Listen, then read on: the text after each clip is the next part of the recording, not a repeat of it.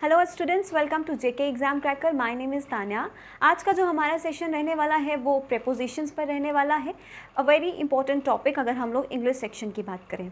बहुत सारे स्टूडेंट्स को कंप्लेंट था कि इंग्लिश के वीडियोस यूट्यूब पर कंटिन्यू क्यों नहीं हो रहे हैं, तो अब से आपको वरी करने की ज़रूरत नहीं है। इंग्लिश के वीडियोज़ आप लोगों को यूट्यूब पर भी मिलेंगे। But yes, if you want a complete a full fledged course of JK bank pre level examination, तो उसके लिए डाउनलोड कीजिए जेके एग्जाम क्रैकर ऐप, जहाँ पर आपको कंप्लीट कोर्स अवेलेबल मिलेगा, जिसमें आपको English, quants and reasoning sections मिलते हैं। ठीक है, वहाँ पर जाकर वो कोर्स बाय कर सकते हैं। ऑलराइट गाइस, आज का जो हमारा सेशन है वो प्रेपोजिशंस का है। टॉपिक को स्टार्ट करने से पहले मैं एग्जामिनेशन पॉइंट ऑफ व्यू से इस टॉपिक का आपको इंपॉर्टेंस एक्सप्लेन कर लूँ। देखिए, हम लोगों ने बहुत सारे पार्ट्स ऑफ स्पीच पढ़े, राइट। वो पार्ट्स ऑफ स्पीच हमने पढ़े अपने बेसिक्स को क्लियर करने के लिए। बेसिक्स को क्लियर आज करने के लिए एज एन जो भी स्टूडेंट्स बिगिनर्स हैं, पहली बार एग्ज़ाम दे रहे हैं, या कॉम्पिटिटिव कोई भी कॉम्पिटिटिव एग्ज़ाम जो वो पहली बार दे रहे हैं, बेसिक्स क्लियर नहीं है, क्योंकि बहुत टाइम पहले हम लोगों ने स्कूल टाइम पे कभी ग्रामर पढ़ा होता है, राइट। तो बहुत बार ऐसा होता है कि हम लोगों को बेसिक थिंग्स जो है वो याद नहीं रहती। तो आई होप उन वीडियोज़ को देख के आप लोगों के बेसिक्स क्लियर हो गए होंगे। प्रेपोजिशंस भी एक पार्ट ऑफ स्पीच में ही आता है, ठीक है, it is also part of speech, लेकिन ये सबसे ज़्यादा इंपॉर्टेंट है अगर मैं एग्जामिनेशन पॉइंट ऑफ व्यू की बात करूँ। ठीक है, अगर हम लोग एरर डिटेक्शन की बात करें, बहुत सारे क्वेश्चंस हम लोगों को प्रेपोजिशन बेस्ड होते हैं। अब प्रेपोजिशंस में हम लोगों को डायरेक्टली क्वेश्चंस नहीं पूछे जाते। बेसिकली जो हमको प्रेपोजिशन बेस्ड क्वेश्चंस पूछे जाते हैं वो फिक्स प्रेपोजिशंस पे हो सकते हैं, फ्रेजल वर्ब्स के बेसिस पे हो सकते हैं। अब ये फिक्स प्रेपोजिशंस क्या हैं, फ्रेजल वर्ब्स क्या हैं, हम आपको स्टेप बाय स्टेप सब कुछ एक्सप्लेन करूँगी। ठीक है गाइस, बेसिक प्रेपोजिशंस आज के सेशन में हम लोग पढ़ेंगे, जिसमें हर एक प्रेपोजिशन का बेसिक यूज़ क्या होता है, किस तरह से यूज़ किए जाते हैं, हम लोग वो करेंगे। क्योंकि फिल इन द ब्लैंक्स की बात की जाए, क्लोज टेस्ट की बात की जाए, तो prepositions are very very important. ठीक है गाइज, तो आज के सेशन में हम लोग बेसिक प्रेपोजिशंस करेंगे, हर एक प्रेपोजिशन का मतलब समझेंगे, किस तरह से वो सेंटेंस में यूज़ होता है, हम लोग ये समझेंगे। ठीक है, उसके बाद जो आपका प्रेपोजिशन का पार्ट 2 रहेगा, प्रेपोजिशन पार्ट 1 आज कर रहे हैं, प्रेपोजिशन पार्ट 2 नेक्स्ट वीडियो आपका रहेगा, जिसमें हम लोग most important fixed prepositions cover करेंगे। अब फिक्स्ड प्रेपोजिशंस का इंपॉर्टेंस मैं आप लोगों को आज ही बता देती हूँ। हम लोग फिल इन द ब्लैंक्स हम लोग को एग्जाम में पूछे जाते हैं, राइट। हम लोगों को क्लोज टेस्ट पूछा जाता है, हम लोगों को सेंटेंस इंप्रूवमेंट पूछा जाता है, हम लोगों को एरर डिटेक्शन पूछा जाता है। Most commonly questions prepositions based होते हैं। ठीक है, तो इसीलिए prepositions are very very important and fixed prepositions most important part. Alright guys, चलिए तो समझते हैं प्रेपोजिशंस क्या होते हैं। प्रेपोजिशंस, प्री प्लस पोजिशंस, किससे बना है ये वर्ड, आप लोग देख रहे हो, pre plus position, right. Pre plus position यानी कि पोजीशन के लिए लगने वाला वर्ड। आपको इसके नाम में ही मीनिंग समझ आता है, positions.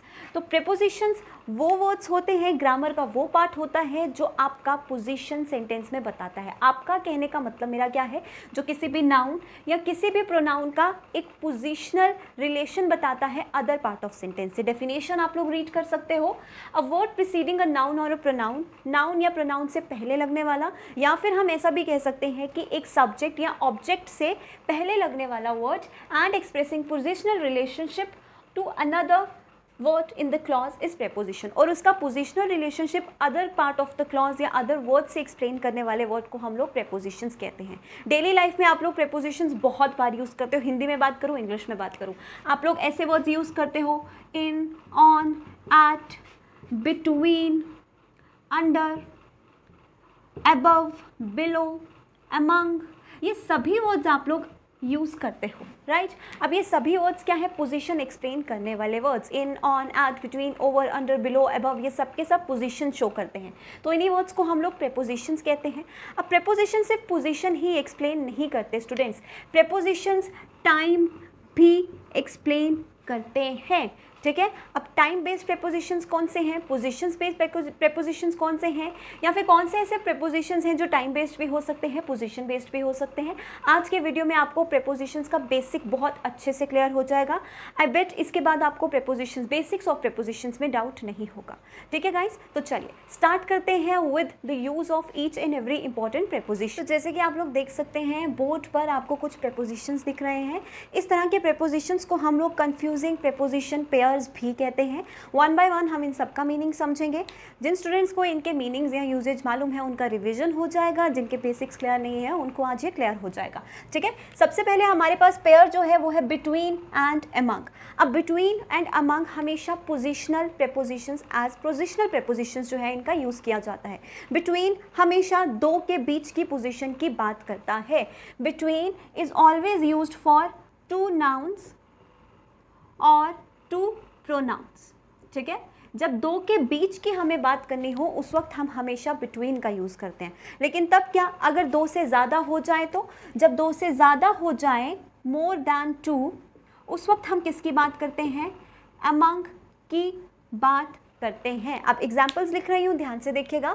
For example if I right the secret is between और अमंग यू एंड मी। ठीक है जी, मैंने एक सेंटेंस लिखा, द सीक्रेट इज बिटवीन और अमंग यू एंड मी। अब यहाँ पर कितने लोगों के बीच का सीक्रेट है, सिर्फ दो लोगों के, that is you and me. दो ही प्रोनाउंस है हमारे पास, तो हम लोग क्या यूज़ करेंगे, बिटवीन का यूज़ करेंगे। लेट्स से अगर मैं यहाँ से यू एंड मी हटाकर चिल्ड्रन लिख दूँ, ठीक है, लेट्स से अगर मैं यहाँ पर यू एंड मी हटाकर चिल्ड्रन लिख दूँ, तो उस वक्त हम लोग क्या कहेंगे, the secret is among the children. उस वक्त क्या हो जाएगा, the secret is among the children. क्यों, क्योंकि यहाँ पर चिल्ड्रन यूज़ हुआ है। अब स्पेसिफाइड दो की बात नहीं हुई है, उस वक्त हम लोग क्या यूज़ करते हैं, अमंग का यूज़ करते हैं। ठीक है, ये तो बहुत बेसिक था, मोस्ट ऑफ द स्टूडेंट्स को मालूम ही होगा। अब मेरा एक क्वेश्चन आप लोगों से है कि आप लोग सेंटेंस में अमंग का यूज़ भी करते हो, राइट। अमंग तो आप लोगों ने सुना होगा, आप लोग सेंटेंस में अमंगस्ट का यूज़ भी करते हो। आप लोग अमंग भी बोलते हो, आप लोग अमंगस्ट भी यूज़ करते हो। क्या अमंग और अमंगस्ट के बीच में कोई डिफरेंस है, डिफरेंस है या नहीं? नहीं, इनके मीनिंग में बेटा कोई भी डिफरेंस नहीं है। अमंग का यूज़ भी फॉर मोर देन टू होता है, अमंगस्ट का यूज़ भी फॉर मोर देन टू होता है, बट द ओनली डिफरेंस तब आता है जब हम इनको यूज लिखने की बात करते हैं। लिखने की बात एज एन जब भी इसके आगे का जो भी नाउन या जो भी प्रोनाउन है, ठीक है, इसके बाद में जो भी नाउन या प्रोनाउन यूज़ हुआ है, if it is starting with the vowel sound, अगर वो वोवल की साउंड से स्टार्ट होता है, उस वक्त हम लोग क्या यूज़ करते हैं, अमंग्स का यूज़ करते हैं। ये राइटिंग के रूल्स आ जाते हैं। ठीक है, ऐसा एरर भी आपको पूछा जा सकता है। ठीक है, IBPS के एग्जाम में ऐसा एरर भी पूछा गया है गाइस, तो दिस इज़ वेरी इंपॉर्टेंट, ये आपको स्किप नहीं करना है। ठीक है, वोवल की साउंड, और वोवल्स क्या होते हैं हमारे पास, AEIOU। अगर हिंदी जो स्टूडेंट्स पढ़ चुके हैं उनको मालूम होगा, मात्राएँ जिन्हें हम लोग कहते हैं। ठीक है, उसकी साउंड देने वाले वर्ड्स हो तो उसके लिए हम लोग अमंग्स्ट यूज़ करते हैं। अगर कॉन्सोनेंट की साउंड से, कॉन्सोनेंट की साउंड से कोई नाउन या प्रोनाउन स्टार्ट हो और उसके पहले अमंग हो, उसके लिए हम लोग क्या यूज़ करते हैं, अमंग का यूज़ करते हैं। ठीक है, लेकिन एक और इम्पॉर्टेंट पॉइंट जो आपको ध्यान में रखना है, क्या होगा अगर वोवल की साउंड या कॉन्सोनेंट की साउंड हम लोग कंसीडर ना करें, हमें क्या दे दिया है, article the. Guys this is an important point. ठीक है, हमें क्या दे दिया है, article the. Let's say the poor, ठीक है, यहाँ मैं लिख दूँ द चिल्ड्रन, तो उस वक्त आप लोग क्या यूज़ करोगे, अमंग या अमंग्स्ट। उस वक्त आप लोग दोनों का यूज़ कर सकते हो। जब आपको द दिया है, यहाँ पर अमंग या अमंग्स्ट है, उसके बाद वाला जो भी नाउन प्रोनाउन है उसके साथ द लगा है, इन दैट केस आप अमंग का यूज़ भी कर सकते हो, अमंग्स्ट का यूज़ भी कर सकते हो। लेकिन अगर वोवल साउंड है तो ओनली अमंग्स्ट, कॉन्सोनेंट साउंड है तो ओनली अमंग। अब इसका एग्जाम्पल मैं तुम लोगों को देती हूँ। जैसे मैं कुछ ऐसा लिखूँ, the sweets are distributed the poor। ठीक है, similarly this is sentence 1, sentence 2, the sweets are distributed dash us। ठीक है, आपके पास दो ऑप्शंस हैं, the sweets are distributed dash the poor, the sweets are distributed dash us। अब यहाँ पर क्या गिवन है, the poor, दैट मीन्स आप लोग यहाँ पर अमंग का यूज़ भी कर सकते हो, आप लोग यहाँ पर अमंग्स्ट का यूज़ भी कर सकते हो। ठीक है, अब यहाँ पर क्या गिवन है, अस। कौन सा साउंड है, कौन सा अल्फ़ाबेट है, वोवल, राइट। तो आप लोग क्या यूज़ करोगे, नॉट among, आपके पास ऑप्शन में among भी होगा, लेकिन आप लोग among यूज़ नहीं करोगे, आप लोग क्या यूज़ करोगे, amongst का यूज़ करोगे, ठीक है। तो ये among और amongst के बीच का डिफरेंस है बेटा, ये आप लोगों को ध्यान में रखना है, ठीक है। आई होप फर्स्ट पेयर आप लोगों को क्लियर हो गया होगा। अब आ जाते हैं सेकेंड पेयर पे, द यूजेज ऑफ बिसाइड की बात अगर हम लोग करें तो बिसाइड का मतलब क्या होता है, बाय द साइड ऑफ, ठीक है। बाय द साइड ऑफ, अगर मैं कहूँ he is sitting beside me, मतलब वो मेरे बाजू में बैठा है, बाजू में मतलब मेरे साथ में, मेरी साइड पर, ठीक है। तो बिसाइड का मतलब क्या होता है, साइड ऑफ, आपके साइड वाला जो पोजीशन है उसके लिए आप लोग क्या यूज़ करते हो, बिसाइड यूज़ करते हो। नाउ बिसाइड्स, बहुत ज़्यादा कन्फ्यूजन होती है बिसाइड एंड बिसाइड्स को लेकर। अब बिसाइड्स जो वर्ड है ना, इसका मीनिंग क्या होता है, इन एडिशन टू, ठीक है, इन एडिशन टू। और बेसिकली ये कंजंक्शन है, मैंने आप लोगों को कंजंक्शन में इसके बारे में ज़रूर बताया होगा अगर आप लोगों ने कंजंक्शंस का वीडियो देखा है तो। बिसाइड्स का मतलब क्या होता है बेटा, in addition to, in addition to मतलब इसके अलावा, ठीक है। अब हम लोग डिफरेंस से समझते हैं, एग्जाम्पल से हम लोग समझते हैं। Example number 1, he sat dash मी, ठीक है। Example number 2, dash Ram Ravi was also present in the party, ठीक है जी। मैंने दो सेंटेंसेस लिखे हैं। First sentences he sat dash मी। अब मैं आप लोगों को बोलूँ चूज़ करो दोनों में से कौन सा होना चाहिए, तो ऑब्वियसली आप लोग क्या कहेंगे, he sat beside me, by the side of, मेरे साइड पर। अब सेकेंड सेंटेंस देखें तो क्या बोला गया है, besides Ram Ravi was also present in the party. Besides मतलब राम के साथ साथ रवि भी पार्टी में प्रेजेंट था, या फिर राम के अलावा रवि भी पार्टी में प्रेजेंट था। तो बिसाइड्स का मीनिंग क्या हुआ बेटा, in addition to. Alright, next pair पे आ जाते हैं, डिस्पाइट एंड इंस्पाइट ऑफ। अब ये जो दोनों वर्ड्स हैं इनका मीनिंग बिल्कुल बिल्कुल सेम है, ठीक है, बिल्कुल सेम मीनिंग है। ध्यान आपको क्या रखना है सेंटेंस में, कि जब भी आप सेंटेंस में इन स्पाइट यूज़ करते हो, in spite is always followed by a fixed preposition that is of, ठीक है। इन स्पाइट के बाद हमेशा एक फिक्स्ड प्रेपोजिशन लगता है जो है ऑफ, एंड डिस्पाइट के बाद हम लोग किसी भी तरह के प्रेपोजिशन का यूज़ नहीं करते हैं। This is the only difference, otherwise meaning बिल्कुल सेम है। और मीनिंग क्या है, इनका मीनिंग अगर मैं आपको बताऊं तो ये दोनों के दोनों वर्ड्स हमेशा स्टेटमेंट में कॉन्ट्रास्ट शो करते हैं। कॉन्ट्रास्ट शो करने का मतलब क्या होता है, दो अपोजिट क्लॉजेस के लिए हम लोग इसको यूज़ करते हैं। हिंदी में कहूँ तो के बावजूद, जब हम बोलते हैं ना मैंने बहुत मेहनत की, बहुत मेहनत करने के बावजूद भी मैं एग्ज़ाम क्लियर नहीं कर पाया, पॉजिटिव सेंटेंस क्या हुआ, मैंने बहुत मेहनत की। कॉन्ट्रास्ट शो करने के लिए नेगेटिव सेंटेंस क्या हो गया, एग्ज़ाम क्लियर नहीं हुआ। तो उसके लिए हम लोग इस तरह के स्टेटमेंट्स के लिए, कॉन्ट्रास्ट शो करने वाली स्टेटमेंट्स के लिए हम लोग क्या यूज़ करते हैं, डिस्पाइट या इंस्पाइट ऑफ। आपको ध्यान में क्या रखना है, बस in spite is always followed by of. For example, जैसे मैं आपको कुछ लिख कर बताऊँ, despite of being rich he was not happy, ठीक है। Despite of being rich he was not happy. अब सेंटेंस का मतलब क्या निकल कर आता है, अमीर होने के बावजूद भी वह खुश नहीं था, ठीक है, यही निकल कर आता है। अब मैं तुम लोगों को बोलूँ कि इस सेंटेंस में कोई एरर फाइंड आउट करो, तो what would be the error in the sentence, of. क्यों, डिस्पाइट का यूजेज सेंटेंस में बिल्कुल सही है, लेकिन डिस्पाइट के साथ हम लोग ऑफ का यूज़ नहीं करेंगे, यहाँ से हमें ऑफ को रिमूव करना पड़ेगा, या फिर आप लोग क्या करोगे, इन स्पाइट का यूज़ कर लोगे इंस्टेड ऑफ डिस्पाइट। तो या तो इंस्पाइट ऑफ, या तो सिर्फ और सिर्फ despite being rich he was not happy, ठीक है गाइस। तो ये है हमारे 3 पेयर्स, कंफ्यूजिंग पेयर्स। अब हम आगे बढ़ेंगे और कुछ और बेसिक प्रेपोजिशंस का मीनिंग समझेंगे। सो नेक्स्ट प्रेपोजिशनल पेयर है हमारे पास across and through.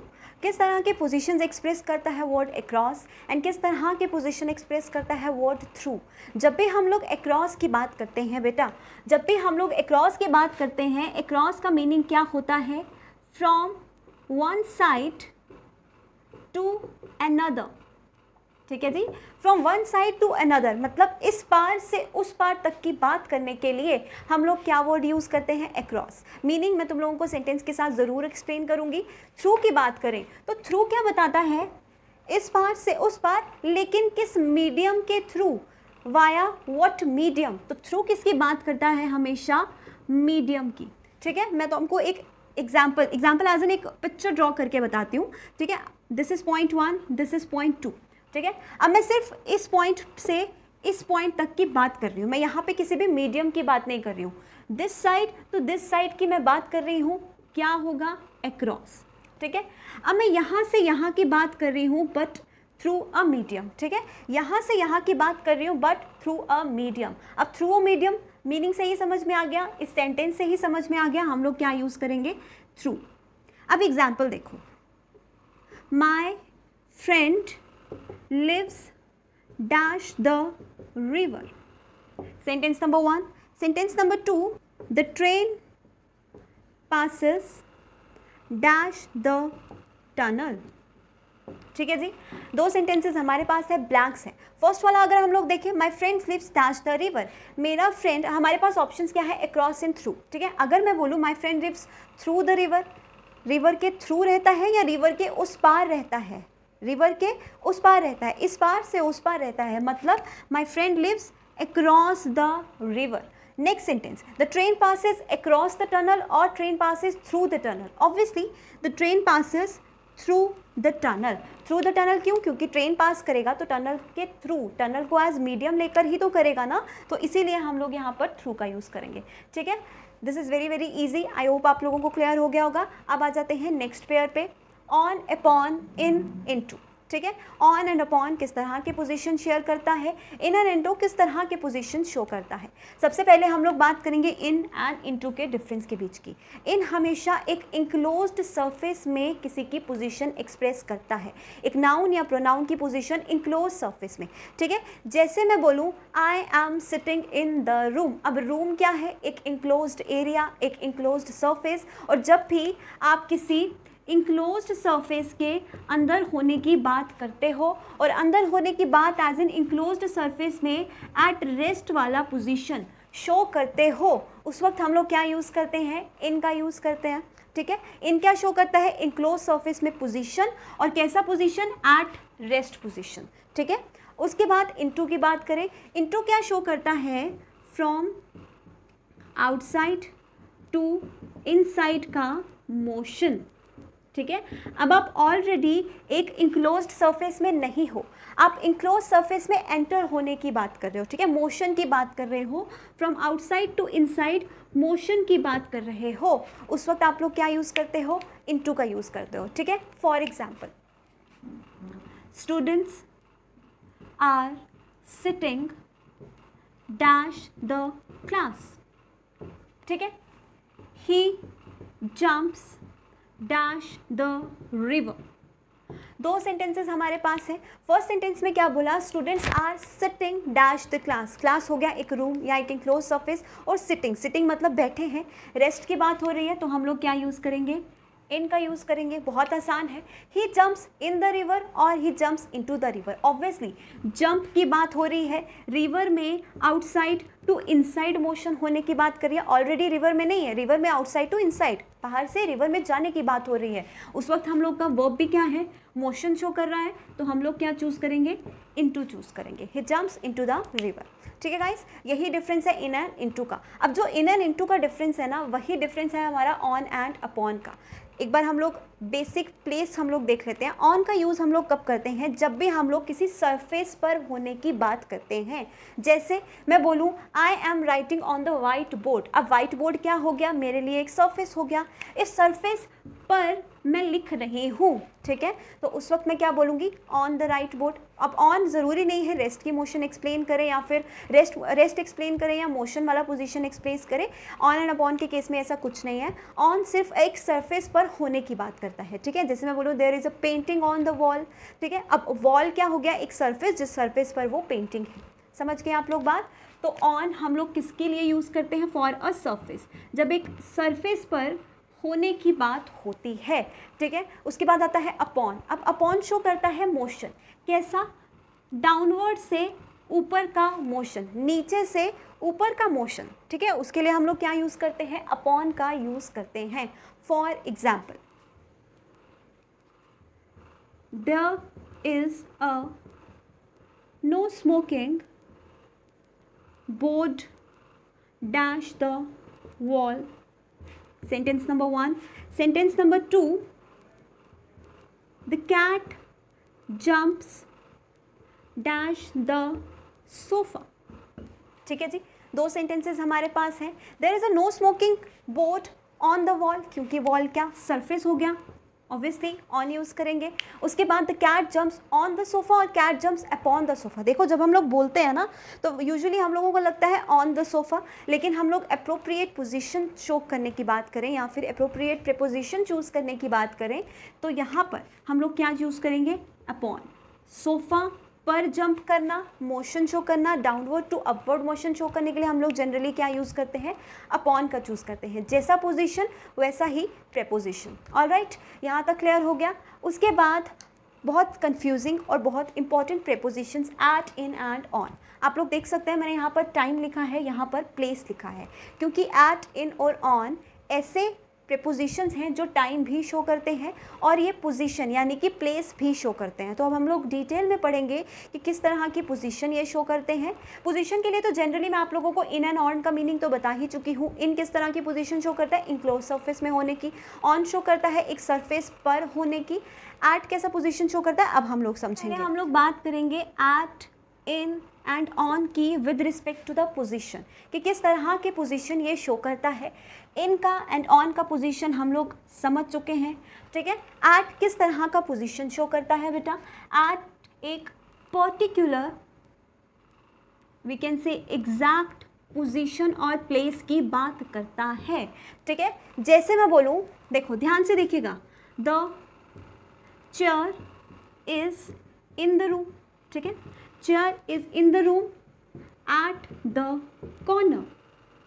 The chair is in the room at the corner. Room के अंदर है, लेकिन रूम का एग्जैक्ट पोजीशन जो शो किया वो क्या है, एग्जैक्ट पोजीशन कॉर्नर। और उस कॉर्नर को एक्सप्रेस करने के लिए हम लोगों ने क्या चूज़ किया, एट को चूज़ किया, ठीक है। तो किसी भी सरफेस का जब हम एक एग्जैक्ट पोजीशन शो करते हैं, एक पोजीशन उसका हम लोग डिफाइन कर देते हैं, एक पर्टिकुलर पोजीशन, उसके लिए हम लोग हमेशा एट का यूज़ करते हैं, ठीक है।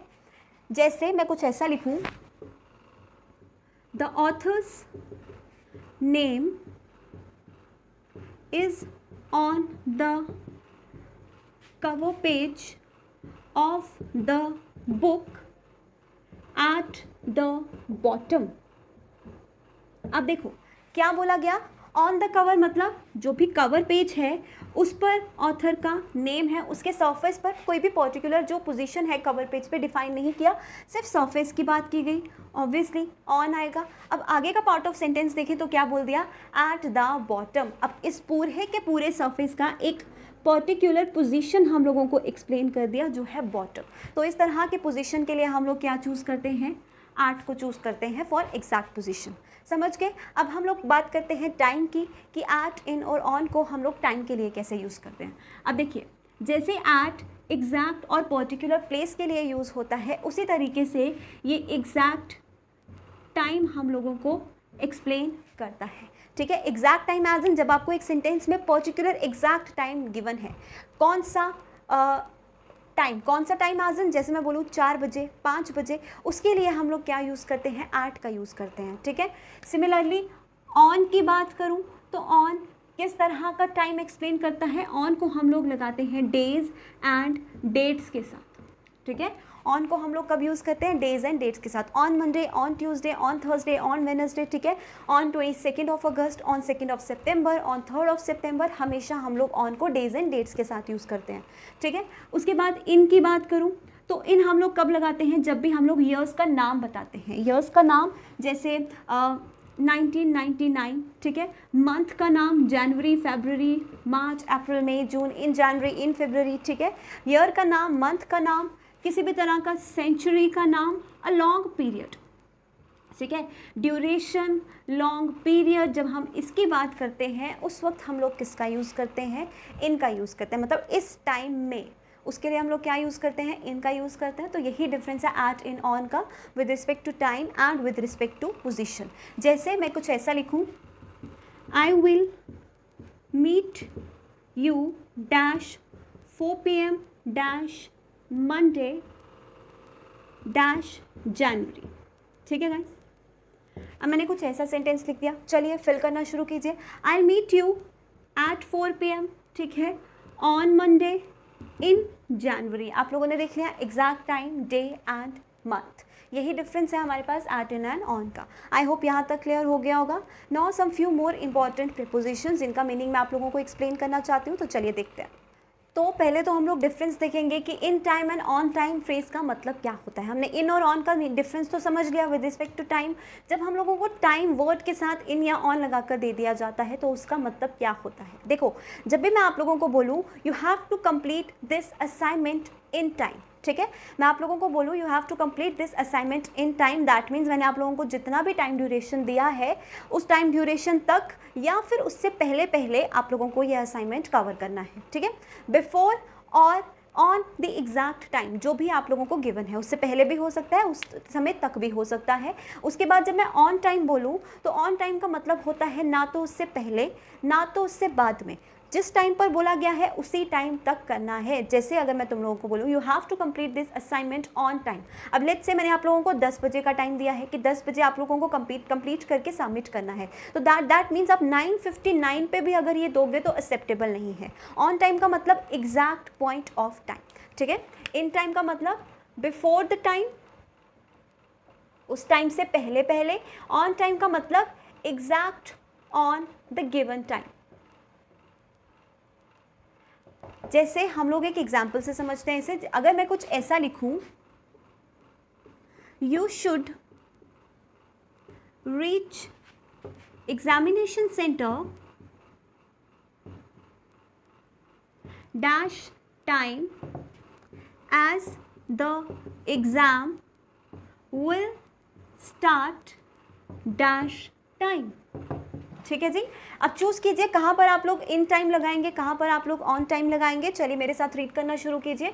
You should reach examination centre in time, क्योंकि आपको सेंटर में समय से पहले पहले पहुँचना है। क्यों? क्योंकि exam will start on time, क्योंकि अपने एग्जैक्ट टाइम पर एग्ज़ाम स्टार्ट हो जाएगा, इसीलिए हमें समय से पहले वहाँ पर पहुँचना है। तो this is the difference between in time and on time. I hope clear हो गया होगा। अब टाइम के लिए हम लोग सिंस, फॉर एंड फ्रॉम को भी यूज़ करते हैं, राइट। अब जिस भी स्टूडेंट्स ने टेंसेस का क्लास अटेंड किया होगा, आप लोगों ने टेंसेस का सेशन देखा होगा, तो आपको बहुत अच्छे से डिफरेंस क्लियर होगा कि हम लोग फॉर को किस तरह के टाइम के लिए यूज़ करते हैं एंड सिंस को हम लोग किस तरह के टाइम एक्सप्रेशन के लिए यूज़ करते हैं। जनरली इनका यूज़ हम एक सेंटेंस में एज टाइम क्लॉज के लिए करते हैं। चलिए अब देखो,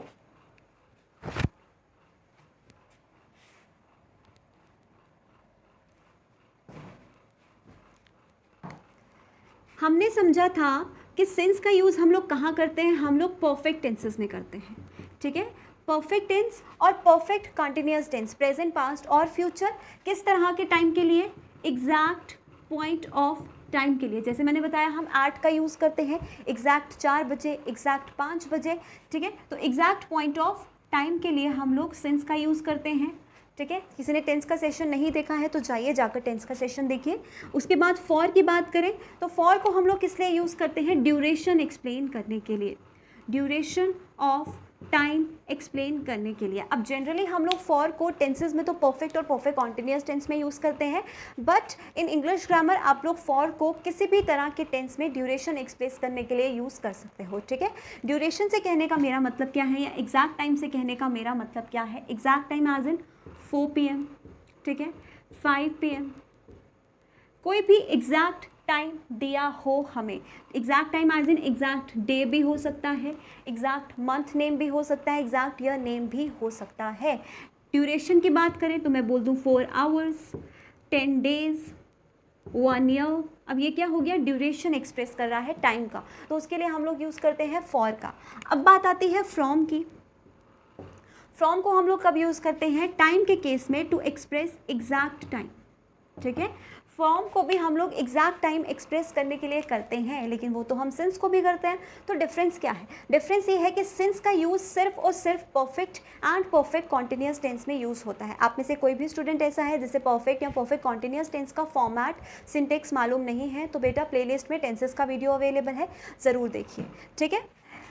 अब परफेक्ट टेंस या परफेक्ट कॉन्टिन्यूअस टेंस को छोड़कर बाकी अदर टेंस में, किसी और टेंस में जब हम लोग एक exact point of time explain करते हैं, generally in the future tense, ज़्यादातर इसका यूज़ हम लोग कब करते हैं, फ्यूचर टेंस में। उस वक्त हम लोग टाइम को किस में एक्सप्लेन करते हैं, फ्रॉम में। अब उसके बाद आ जाते हैं हम लोग अदर प्रेपोजिशंस पे, जैसे over, above, under, below. Over and above दोनों का ही मतलब क्या होता है? ऊपर।